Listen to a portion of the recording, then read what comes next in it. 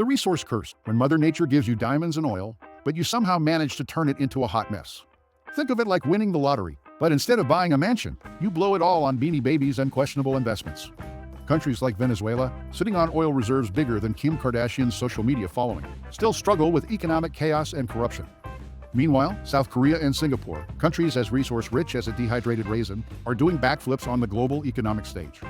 It's like watching a lottery winner blow their fortune on magic beans while their penny-pinching neighbor turns a backyard garden into a botanical goldmine. Back in 1995, Jeffrey Sachs and Andrew Warner rolled up with some serious academic thunder and revealed a startling correlation.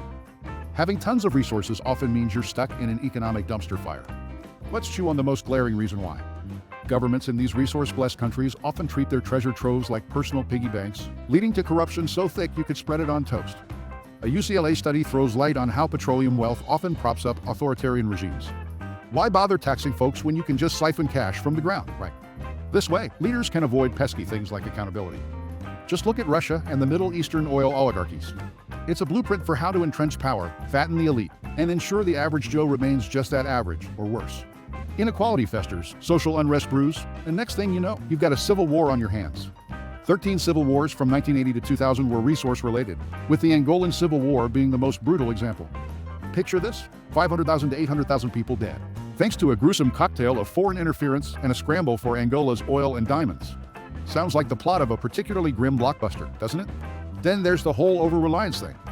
Imagine putting all your bets on one racehorse, and then that horse decides to take a nap mid-race. Venezuela's economy, for example, is more dependent on oil than a kid is on Wi-Fi. Oil prices tank, and suddenly, it's chaos. In 2014, oil prices plummeted from over $100 to under $30 per barrel, and Venezuela's economy nosedived harder than a lead balloon. Hyperinflation hit 130,000% in 2018. Basically, their currency was worth less than monopoly money. By 2021, their GDP had shriveled by 3/4, and 96% of the population was living below the poverty line. Over 5 million Venezuelans have fled since 2016, seeking a life that doesn't resemble a dystopian novel. Another kicker? Currency appreciation, or the infamous Dutch disease. When a country earns a ton of foreign currency from resource exports, the local currency's value shoots up. Sounds good, right? Wrong. It makes other export sectors as competitive as a sloth in a 100-meter dash. The Netherlands experienced this after discovering natural gas in the 50s, hence the name. Their manufacturing sector didn't just decline, it practically ghosted. And let's not forget foreign intervention. Resource-rich countries are like the prettiest girl at the prom, but with a bunch of suitors who are more interested in her bank account than her personality. Whether it's military support, direct invasions, or sneaky covert operations, the real motive often boils down to, give me that sweet, sweet oil. Case in point, the 2003 invasion of Iraq, supposedly about weapons of mass destruction, but widely believed to be more about securing oil reserves.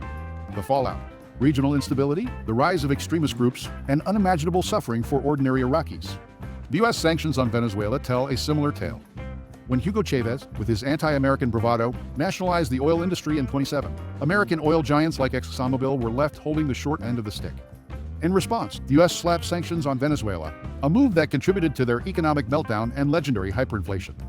It's like getting into a slap fight where the one with more rings always wins. But hey, it's not all doom and gloom. Some countries managed to sidestep this curse like a pro gamer dodging lag. Norway, for example, hit the jackpot in the 60s with oil, but decided to play the long game. They set up the Government Pension Fund Global, investing oil revenues abroad to avoid frying their own economy and saving up for the future. Their strong institutions and transparent governance are like the cheat codes to this otherwise brutal game. Today, Norway's GDP per capita is over $100,000, making it one of the richest nations per capita.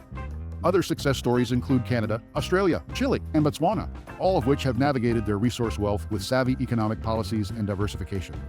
Turns out, with the right moves, you can avoid the resource curse and actually thrive. Or, just keep America on speed dial. If you made it this far, hit that like and subscribe button, and I'll catch you next time.